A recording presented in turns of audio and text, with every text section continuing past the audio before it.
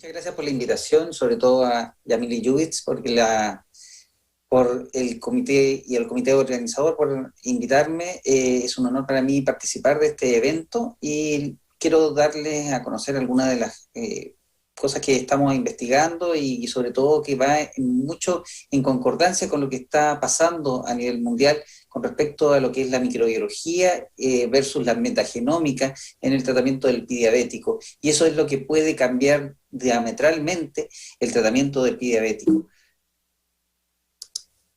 Yo no tengo conflictos de interés en esta presentación, pero como todos los que estamos en este Summit, tenemos el interés de bajar las amputaciones en nuestra región y sobre todo en Latinoamérica. La prevalencia del pie diabético tiene directa relación con el aumento de la diabetes o de la prevalencia de la diabetes en nuestros países. En Chile ha aumentado desde el año 81 hasta el 2017 en prácticamente más del doble.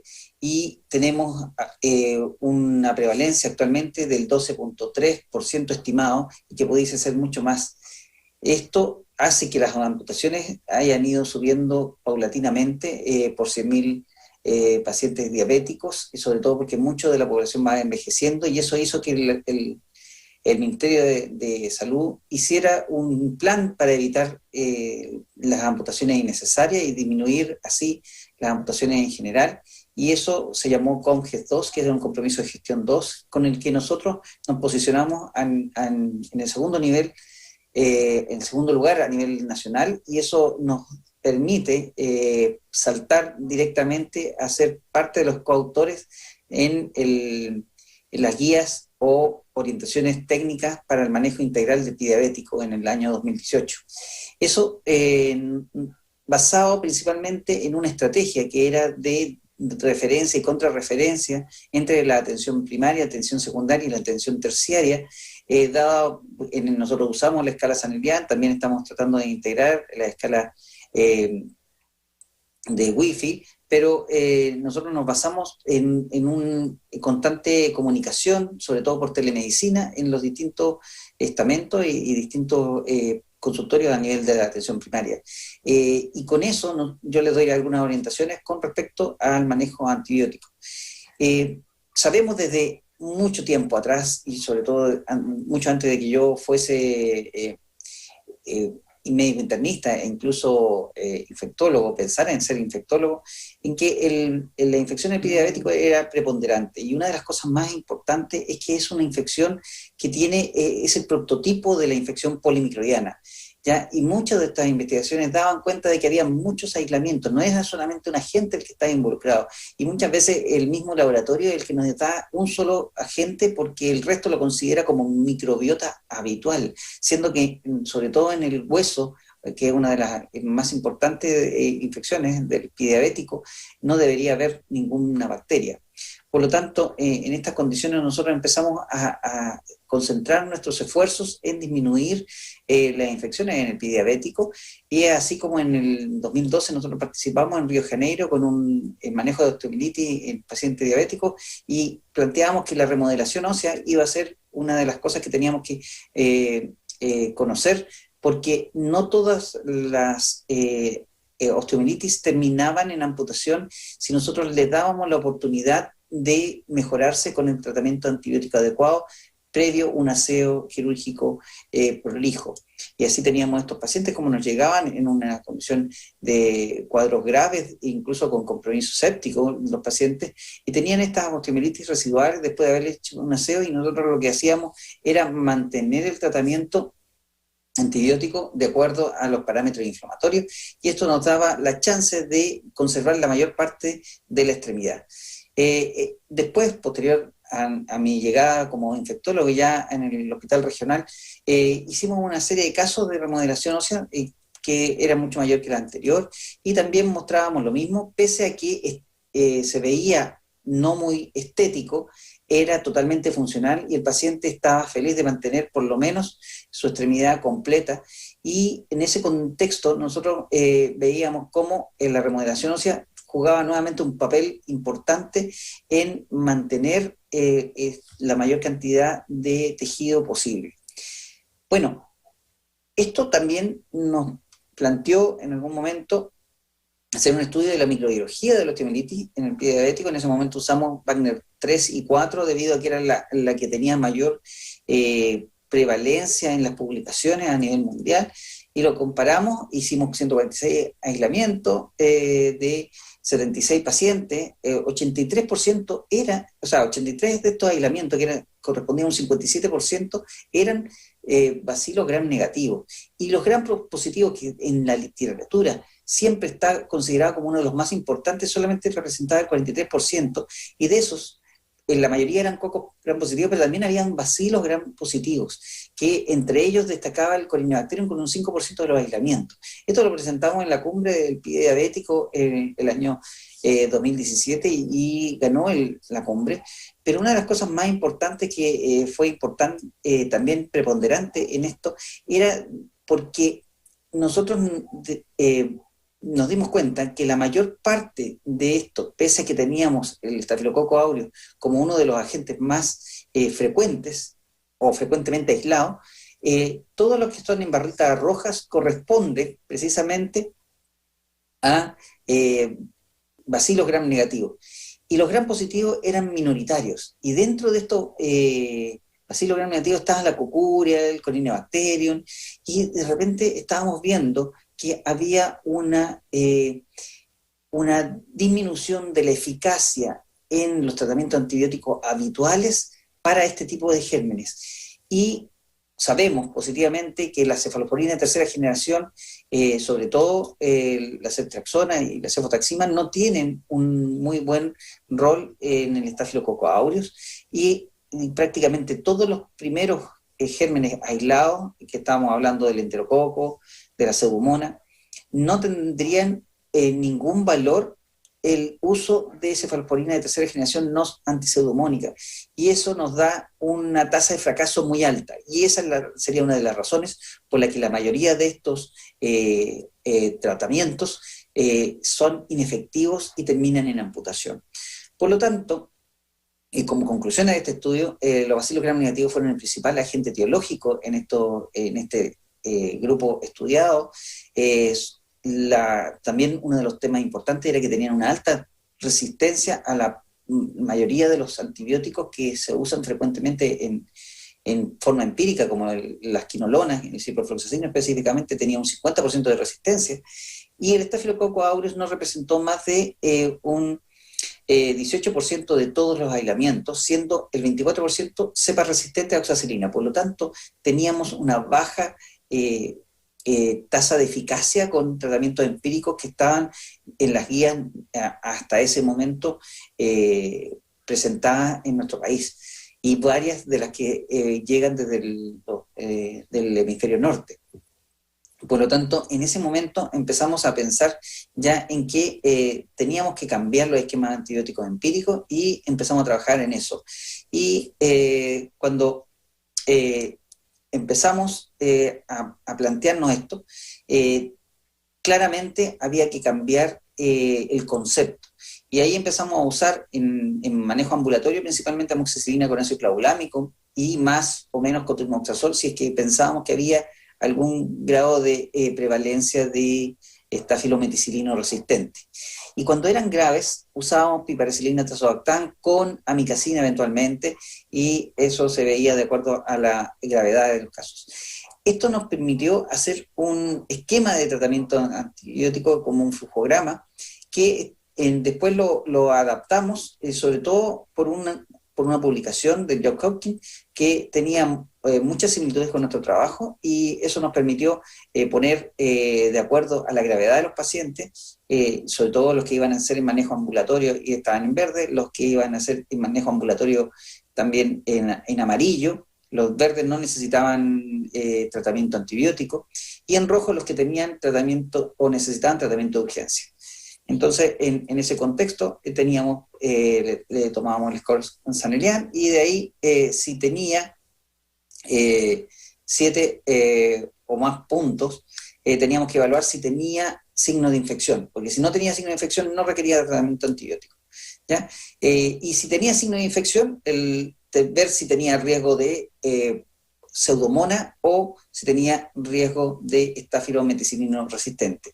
De acuerdo a la prevalencia de la pseudomonas, ya sea que sean heridas plantares, usábamos gentamicina más ciprofloxacino y siempre cubríamos los anaerobios con metronidazol.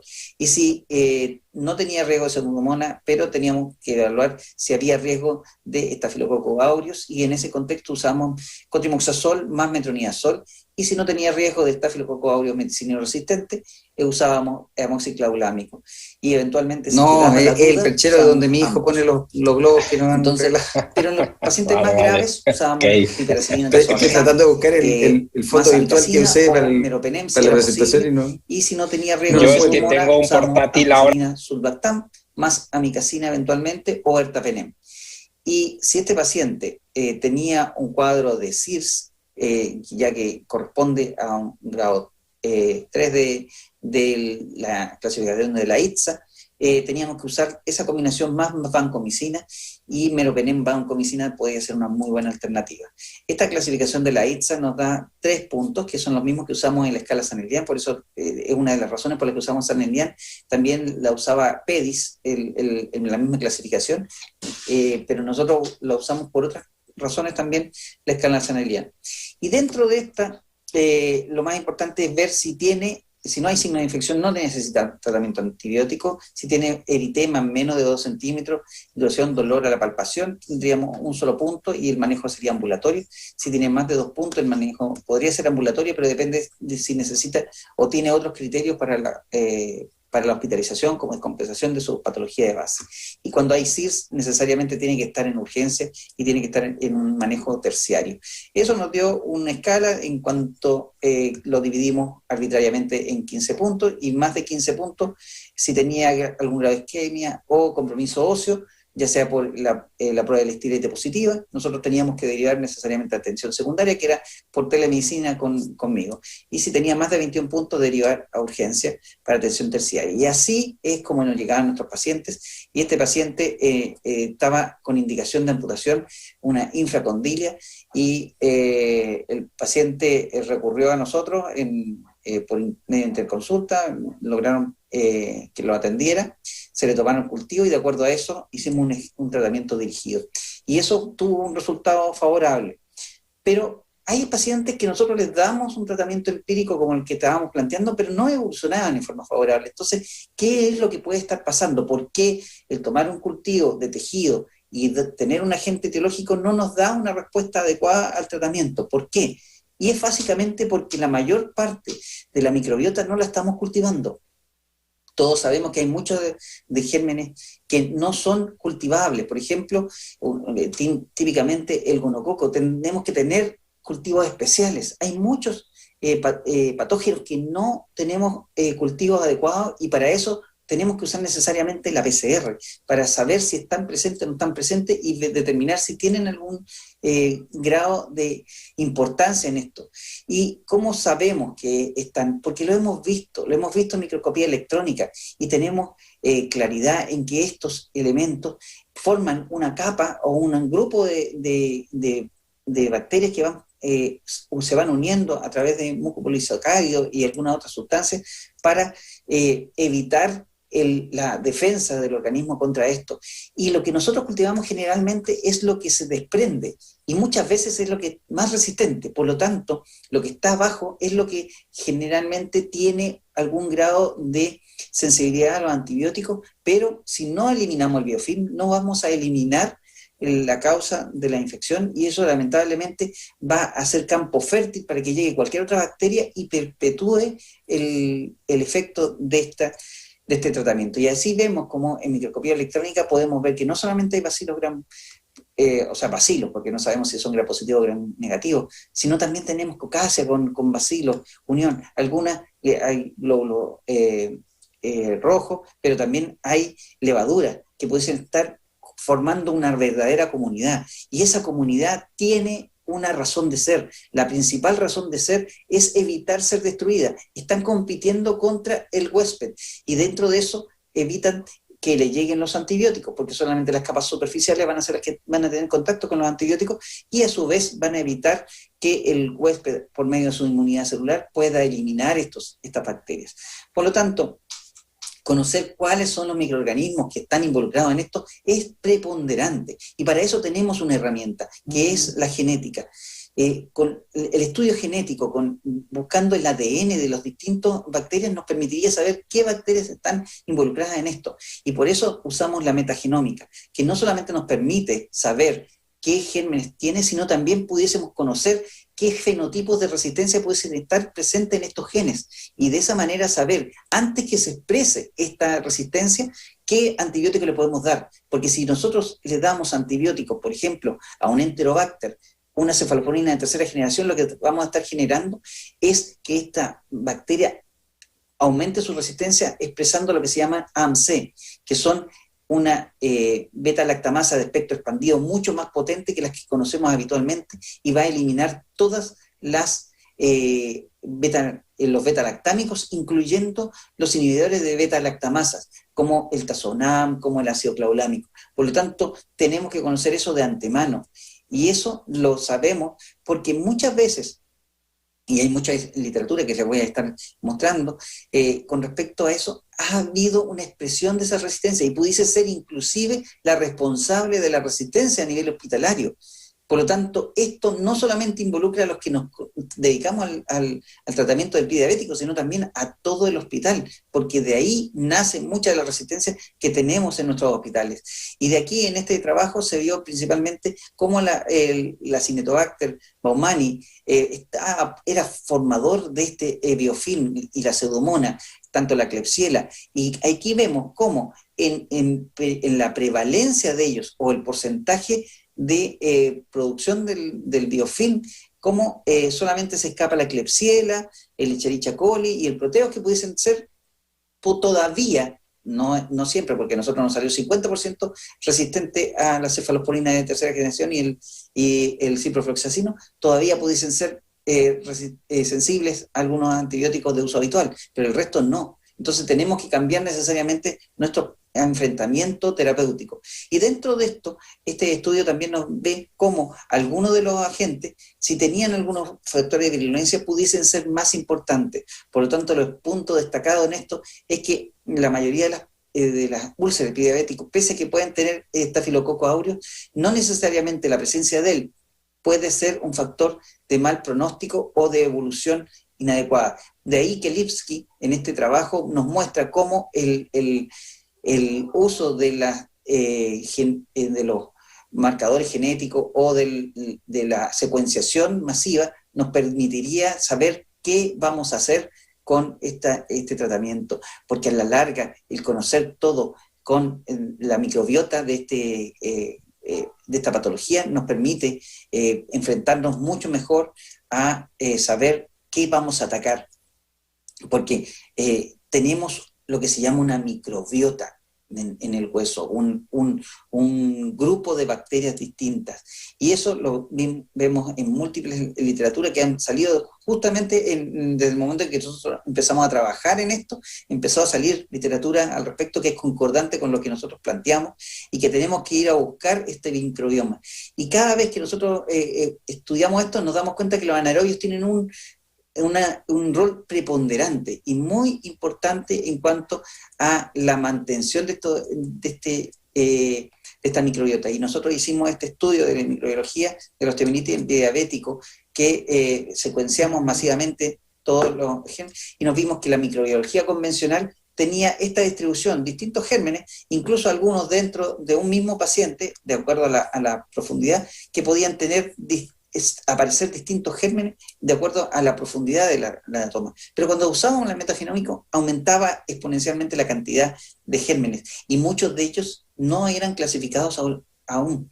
Y eso también es concordante con otra revisión que había al respecto, en que lo que están en B son todos los gérmenes que se permitieron ampliar con este sistema de secuenciación masiva versus lo que se cultivaba que está en el grupo A. Y en estos resultados tenemos un grupo que es el core, que puede estar en todos los cuadros de osteomielitis, y eso nos permitiría saber que nosotros tendríamos que ir a atacar esos gérmenes y no tanto los que nos salen en los cultivos, porque lo que se llama core, que también está presente en muchos que no tienen clasificación, son bacterias que todavía no conocemos, pudiesen estar, que son las que están repetidas en todo, pudiesen ser las responsables reales de esto.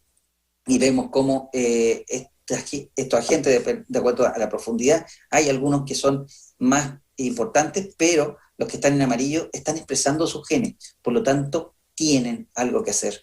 Y esto, dado principalmente porque son gérmenes que su función es mantener el biofilm, y son de distintas especies, y muchos de ellos son gérmenes que son resistentes. Entonces, atacar siempre el Staphylococcus aureus puede ser no tan importante, y eso lo está diciendo no solamente la microbiología clásica con los resultados que tenemos, sino también la metagenómica. Y conocer la remodelación ósea sería una de las cosas que nos permitirían evitar las amputaciones y ser más agresivos en principio, tanto en la parte quirúrgica como en el manejo antibiótico, y de escalar e ir dándole una oportunidad a estos pacientes para que salven su extremidad.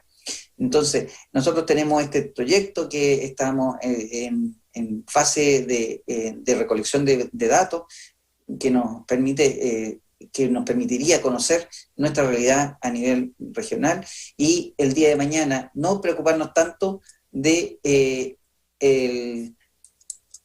esta es la microbiota, este es el biofilm. Nosotros siempre nos preocupamos de la pseudomonas, pero si nosotros atracáramos a la microbiota y el biofilm, posiblemente no tendríamos los resultados que tenemos.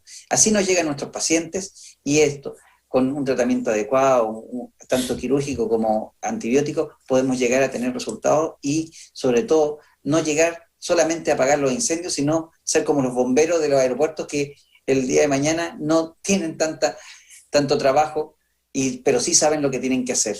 Entonces, no hay... Muchas gracias por su atención, pero acuérdense siempre que nada se compara con la satisfacción de mantener a nuestros pacientes de pie, y por favor que sigamos unidos en Latinoamérica en este fin. Muchas gracias. Muchísimas gracias a los doctores Francisco Salvador, José Daniel Braver y José Luis Lázaro Martínez por esas súper académicas presentaciones, y para nosotros es un placer convidarlos para que estén con nosotros en esta sesión de preguntas y respuestas. Bienvenidos. Bienvenido. ¿Cómo están? Muchas gracias por la invitación. ¿Qué tal todo, José Luis, por España? Muy bien, muchas gracias, Yamile, por la invitación, y aprovecho la oportunidad para felicitarte por el evento, porque sé que está siendo un éxito en asistencia y sin duda en los temas y los ponentes que has elegido, y muchas felicidades. No, muchísimas gracias a ti, y como lo dije esta mañana, gracias a ti este proyecto hoy es una realidad, porque desde hace un año, cuando tú estabas aún en la presidencia del DIFUT, fuiste quien me apoyó y me alentó para que lo hiciéramos, así que gracias a ti por este apoyo a Latinoamérica, como siempre, que fue muy, muy importante durante tus 2 años de presidencia en el DIFUT International. Nada, un auténtico placer. Un saludo para todos, los Josés y Francisco. Gracias. En el cono sur de nuestra querida Suramérica. ¿Cómo estás, Frank? ¿Cómo estás, José Daniel? Muy bien, como te dije siempre es un gusto trabajar con ustedes, tener este honor de participar con José Luis y con Fran, así que muy feliz. Qué bueno. Bueno, vamos entonces a la sesión de preguntas. Sí, doctora. por favor. Entonces, esta pregunta va dirigida a José Luis.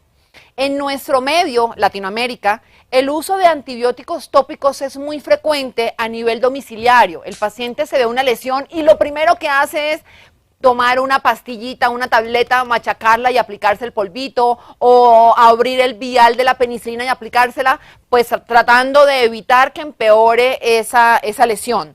Cuando ese paciente nos llega a nivel hospitalario y quisiéramos realizarle un cultivo, ¿qué tan confiable sería ese resultado? Bueno, pues en principio las terapias previas de antibiótico, la ingesta previa de antibiótico, tanto local como oral, necesitan un periodo de lavado antes de la toma de cultivo. Y esos periodos dependen de la dosis, o sea, de la posología del antibiótico y de la duración del tratamiento. pero como mínimo 48-72 horas de lavado antibiótico serían necesarios para garantizar que el aislamiento del cultivo no está interferido con el efecto del antibiótico, tanto de administración tópica como de administración sistémica. En ese sentido, la recomendación sería hacer un periodo de lavado que incluso puede llegar hasta una semana, necesitar una semana de lavado antibiótico para intentar aislar la bacteria patógena.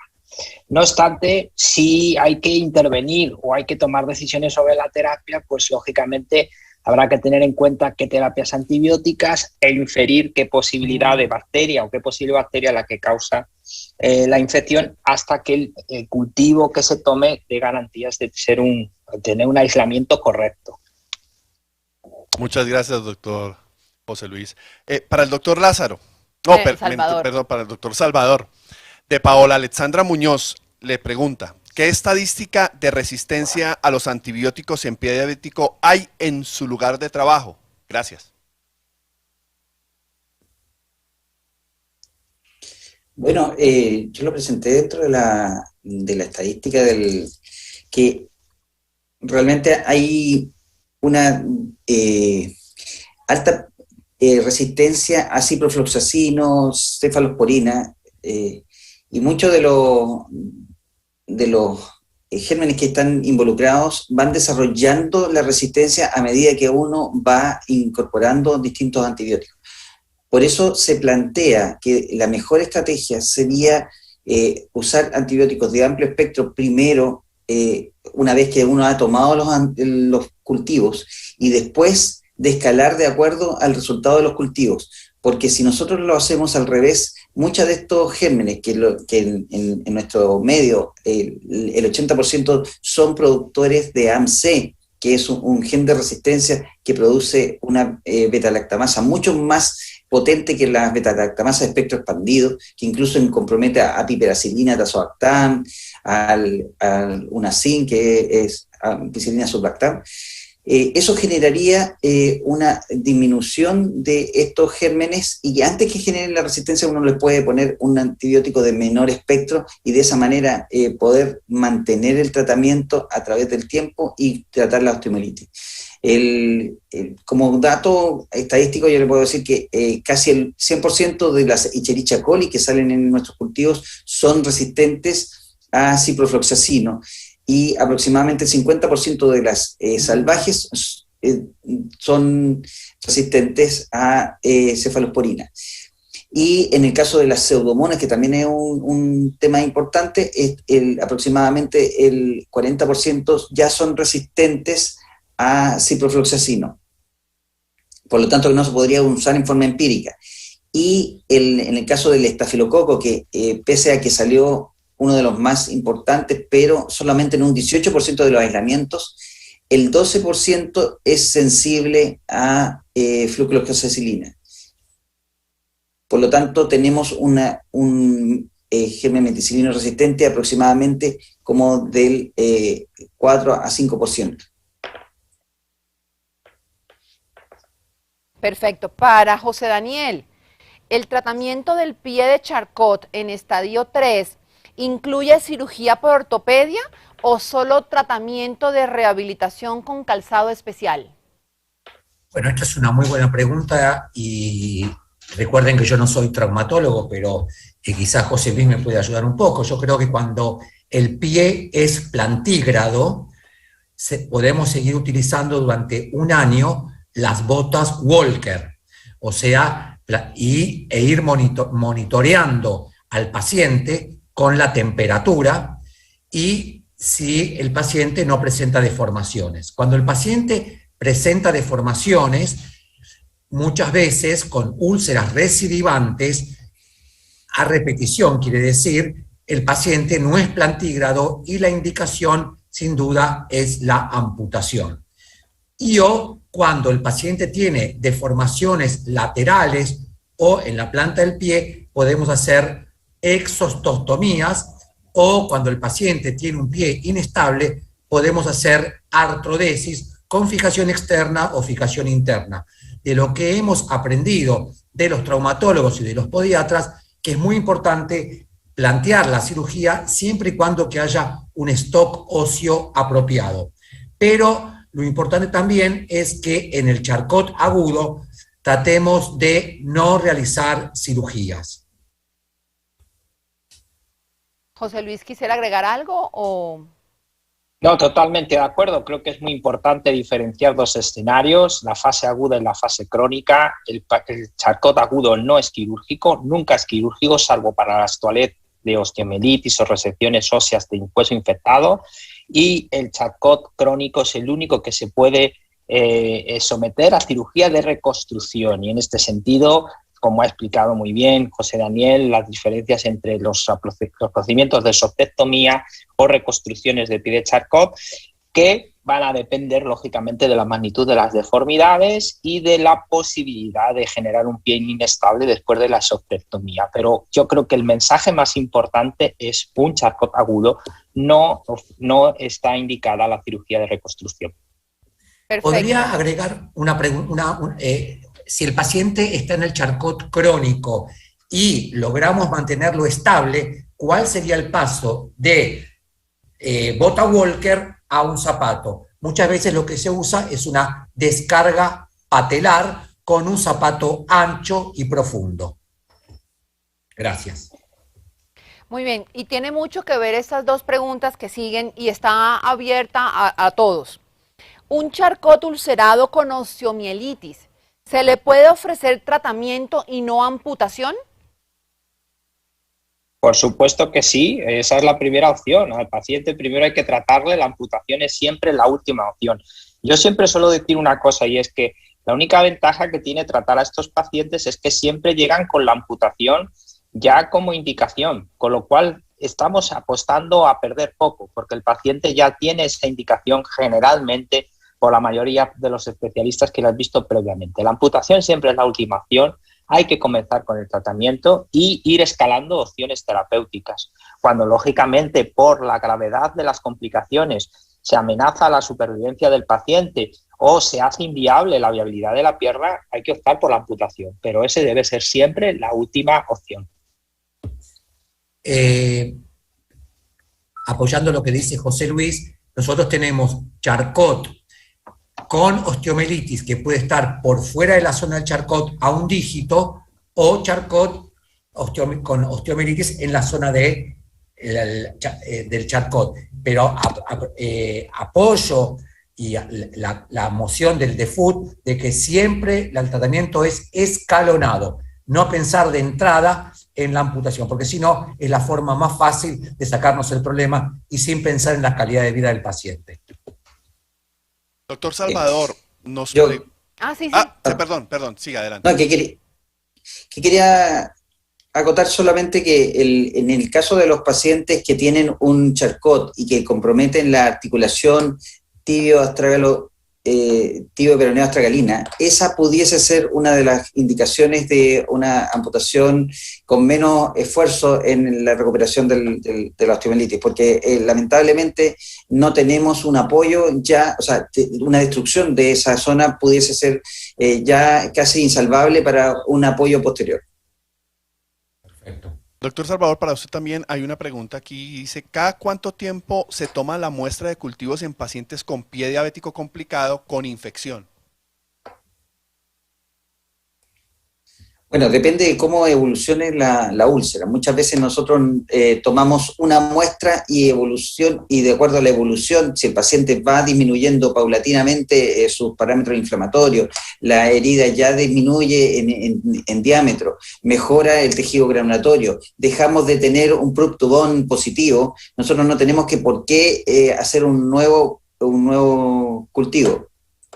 Ahora, de acuerdo a lo que nosotros estamos planteando como estrategia en un futuro, posiblemente eso vaya cambiando porque ya vamos a tener una muestra de todos los gérmenes que van a estar involucrados con la metagenómica. Pero mientras eso no ocurra, si la persistencia de la úlcera hace que tengamos todavía exposición ósea, tendríamos que hacer cultivos cada 2 o 3 semanas dependiendo de cómo evoluciona la úlcera. Muy bien. Para todos, ¿un Charcot sin úlcera puede desarrollar osteomielitis? José Luis. Sin úlcera que nunca la ha tenido o que la ha tenido previamente. Yo haría esa diferenciación. Si el pie nunca ha estado abierto, no ha habido herida, todos los cambios óseos que se encuentren en el pie deben de asumirse que son a consecuencia de la osteoneuropatía, por el proceso de degeneración osteoclástica. En el caso de que el paciente haya tenido una úlcera previa y esa se haya cerrado, cabe la posibilidad de que quede osteomielitis residual en el hueso, aunque la úlcera quede cerrada. Y ahí es un caso complejo donde ya habría que optar por técnica de diagnóstico diferencial para dirigir si el paciente tiene cambios óseos relacionados con infección o cambios óseos relacionados con la neuroartropatía. Pero empezando por lo simple, siempre recordar que la osteomielitis del pie diabético se produce por contigüidad de la úlcera. Eso significa que las bacterias acceden al hueso a través del conducto o el trayecto natural que ha generado la propia úlcera. Por lo tanto, si no hay puerta de entrada o aparentemente no hay historia de puerta de entrada, la osteomielitis se podría descartar en esa primera fase. ¿Puedo agregar? Claro. Sí, nosotros hemos visto muchos casos en el cual el paciente llega al consultorio con un pie asimétrico, caliente, sin deformación real, pero con un zapato inapropiado.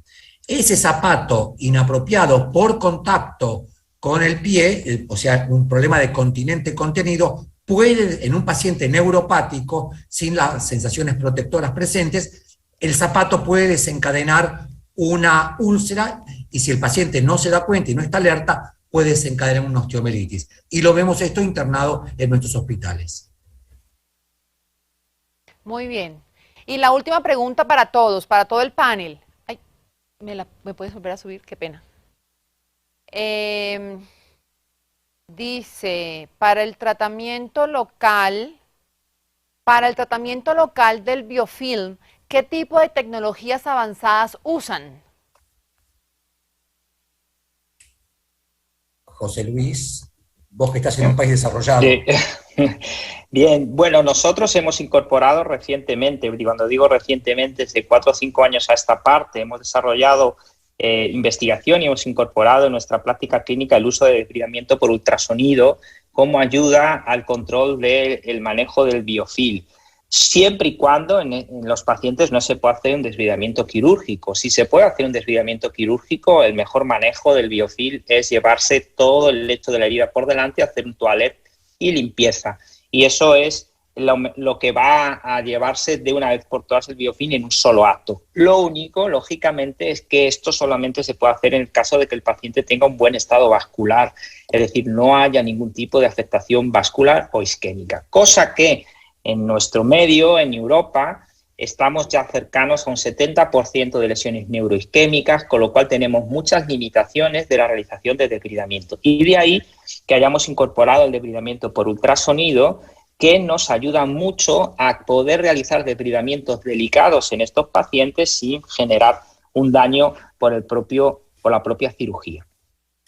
Nosotros en la Argentina no tenemos el debridamiento que tiene la suerte de tener José Luis, pero insistimos en que el paciente venga en forma seguida y con el debridamiento nuestro podológico. Pero quiero hacer hincapié en cosas que hemos entendido, el efecto borde, el efecto edge, la tunelización. Entonces es muy importante que nuestros podólogos debriden esa zona para evitar el biofilm en la zona del borde. Así que lo importante es citar al paciente, debridarlo y debridarlo. Sí. Yo solamente, aunque soy infectólogo, tendríamos que el mejor antibiótico es el bisturí. Y lamentablemente no hay, es el único que no tiene resistencia. Claro. Claro que sí tendría una resistencia, y es la falta de conocimiento, ¿no? Esa es la única resistencia. Tal cual. Aquí hay una nueva pregunta, disculpen porque habíamos dicho que eran de las últimas, pero una duda. Dice el doctor Carlos Torres: yo realizo el cultivo biopsia hasta haber realizado un desbridamiento amplio tomando la muestra de múltiples zonas, incluyendo huesos si se necesita. ¿Esto debería ser siempre así?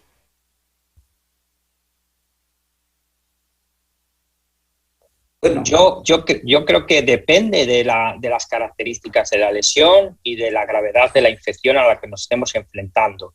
Si estamos hablando de la oportunidad de hacer una toma de biopsia ósea, es porque el hueso está comprometido y en ese sentido sí podría ser interesante tomar muestras de tejido blando y de tejido óseo para ver si existe o no concordancia de las bacterias que producen la infección. Y evidentemente también si estamos enfrentándonos a heridas que no tienen tanta profundidad y que no están comprometiendo tejidos profundos, pues no sería necesario extender la toma de cultivo a estructuras o planos profundos que en principio entendemos que no están infectados. Sobre la realización de la toma de cultivo en distintas zonas de la úlcera.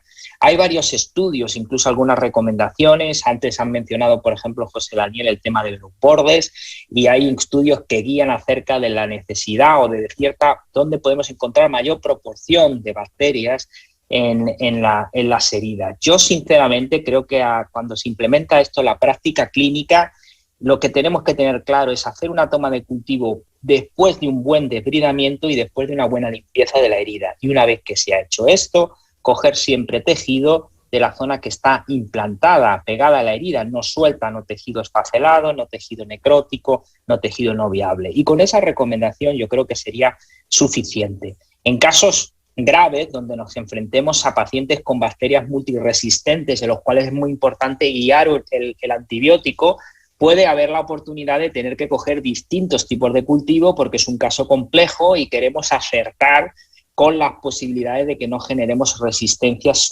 a consecuencia del antibiótico. Pero a norma general yo creo que se quede en la cabeza de un buen desbridamiento y una buena limpieza antes del cultivo. Muy bien. Una acotación. Sí, Salvador. Una acotación con respecto a los cultivos. Con los cultivos óseos, a mí me preocupa de que muchas veces se toma solamente un cultivo. Y de acuerdo a lo que nosotros hemos visto y lo que mismo que declaró, o sea, que expuso el doctor Lázaro Martínez, necesitamos múltiples tomas de muestra porque hay distinta flora en distintas localizaciones del hueso. Por lo tanto, muchas veces se quedan con un cultivo y lamentablemente muchas veces hacen un aseo con clorhexidina y te invalida el cultivo porque te lo deja negativo. Por lo tanto, necesitamos tener cultivo de distintas zonas del hueso y de profundidad del hueso. Y de esa manera tener una conciencia de qué es lo que está pasando realmente. Yamil. Sigue, Dani. Una pregunta, José Luis y Francisco. En el último congreso de la ADA hubo una conferencia si debemos suspender el antibiótico antes de realizar cultivo. ¿Qué opinan en ese caso? Francisco. A ver, yo en ese sentido sigo la regla de los dos. 48 horas o 2 días antes de la toma de cultivo cuando el antibiótico ha sido muy prolongado. Pero nosotros hemos demostrado con los estudios que 2 semanas de antibiótico todavía no logra negativizar totalmente los cultivos. Por lo tanto, podríamos hacerlo si es que es necesario un cultivo perentorio. Pero lo ideal es suspender por lo menos 48 horas antes de tomar el cultivo. Gracias. Lo que está claro es que cuando te viene un paciente a la consulta que lleva 1 mes o 2 meses tomando un antibiótico con una herida infectada, el antibiótico no está haciendo ningún trabajo y lo mejor es retirarlo. Eso debe ser una norma. Y por lo tanto, en la propia anamnesis, cuando el paciente te comenta, llevo 2 meses tomando ciprofloxacino, lo primero que hay que hacer es suspenderlo. Es que es una cosa que es ilógica mantenerlo y que seguimos viendo que por desgracia se sigue manteniendo en muchas prácticas. Eso es una primera recomendación importante. Yo siempre suelo decir que no hay bacterias resistentes, sino que nosotros las hacemos resistentes. Los médicos que prescribimos antibióticos. A veces le echamos la culpa al paciente por tomar antibióticos sin necesidad o por automedicarse, pero, por ejemplo, en muchos países, en España, una persona no puede comprar un antibiótico en una farmacia sin una receta médica. Por lo tanto, el que está generando la resistencia es el médico que prescribe ese antibiótico con una indicación inadecuada, una duración de tratamiento inadecuado y una posología incorrecta. Eso hay que asumirlo y es un error que lo tenemos que reconocer. Si no somos capaces de reconocerlo, no vamos a solucionar el problema. Completamente de acuerdo. Bueno, José Luis, José Daniel, Francisco, muchísimas gracias por su tiempo, por estar aquí, por compartirnos toda esta ciencia. Gracias a ustedes por estar en este momento con nosotros, gracias por sus preguntas y los invitamos a continuar aquí con este segundo simposio en nuestro tercer día del Summit EduScience 2021 de pie diabético y heridas complejas. No se muevan, seguimos en simposio. Muchas gracias, un abrazo muy grande a todos. Muchas gracias. Chao. Chao. Cuando vemos tu piel, vemos más allá de la superficie, más profundo que el exterior. Te vemos, a ti. Estamos desarrollados con dermatólogos.